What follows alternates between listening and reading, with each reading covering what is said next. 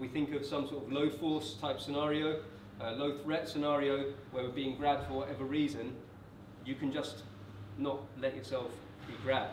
So first, the starting place for the drill then, for how we practice this and this concept, would be the fence. And in this case, we're going to look at this overt fence, which is basically me telling him, I don't want any trouble, keep away from me. You're not being threatening in any way. I'm not telling him like, oh, yeah, yeah, like this. But this is my default position for just maintaining this distance between us, for ensuring my own safety at this point. So with this as our default position, if he went to grab my wrist from here, I just would try not to let him grab my wrist, yeah, like that. But Calvin is a bit of an animal. Behind grip. Yeah, so you just try not to let yourself be grabbed, and if a hand goes on, the moment it goes on, you just try and flick yourself out of it. And it's not, there's no magic technique to that. It's not like, oh, you know, try and, if he grabs with that hand this way, but if he grabbed it the other way, so turn around that way, oh yeah, but not that way, and then if you twist it that way, it's, you know, you can't get into all this. There's no way you're going to calculate all that at lightning speed on the day. You're just going to have to, if he grabs your wrist, just try and, first of all, actually, if you do that a bit slower, it's just, no thank you, don't fucking grab my wrist. Makes sense. sense. Revolutionary idea, isn't it? How about you just practice not letting people grab you in the first place? You know, just don't touch me, please. You know. So, but rather than have an epileptic fit for no reason, so the drill then, if you put your fence up, you've got to make me look good, you know. This is him trying to, he's stopping me from getting too close to him. He's preventing from me doing anything majorly violent to him. And he's also telling me to calm down at this point, although we're not going to go into all the verbal stuff in this drill.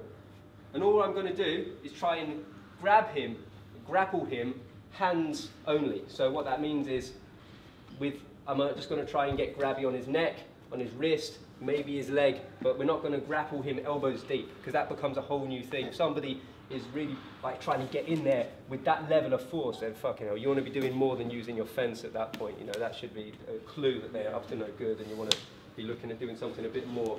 So all it is then, I try and grab his wrist, and he tries not to let me grab his wrist or his neck. That's it. And he just uses lots of footwork to try and prevent that from happening. And when you're covered in sweat, as Calvin is, it's really easy to slip out of my kung fu grip.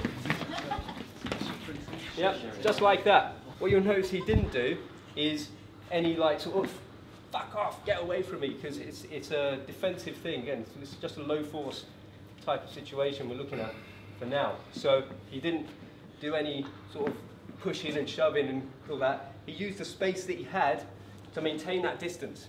Okay?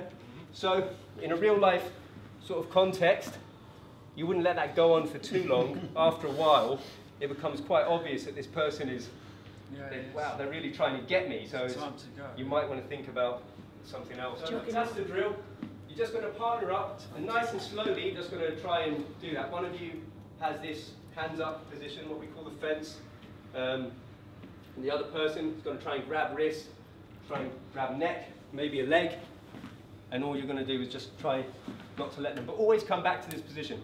One final point on the fence. It's a face or shoulder height, not this sort of thing that we've seen done elsewhere. In every single self-defense system and martial art that I've seen, they have some sort of grab defense module where someone grabs your wrist with that hand, then you do it this way, and if they grab it with the other hand, yeah, wax on, wax off, and if they grab your lapel here, you do this, and then you break the grip, and everybody breaks the grip, and then they do their hits and they do all that stuff. And the drill always starts with, you're grabbed, and then, oh no, this is how I get out of it. Nobody ever trains not getting grabbed. You know, it's like I know it sounds really obvious, but if that's your first line of defense against being grabbed, then you need to practice that. And when I say grabs, in this context, we're looking at low force options at this point. So this isn't somebody grabbing us for the sake of trying to drag us into the back of a van or into a bush or something like that, because if that's going on, you want to be thinking about impact to their head right away, you know, major high use of force in that case. But if we think of some sort of low force type scenario, low threat scenario where we're being grabbed for whatever reason, you can just not let yourself be grabbed.